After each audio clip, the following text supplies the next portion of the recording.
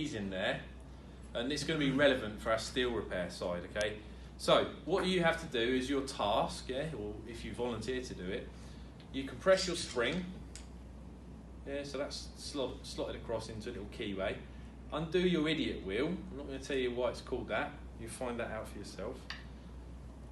Take the piece off, put him down, get your keys, load it into your to the chamber.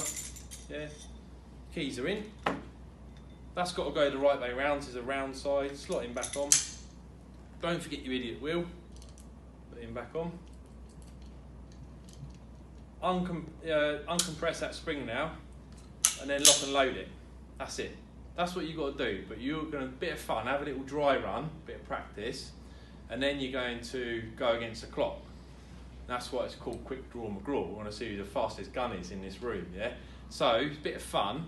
The reasons why we're doing it are going to become clear as we go through the presentation. Because if your technicians aren't using this at work, in my opinion, there's something wrong.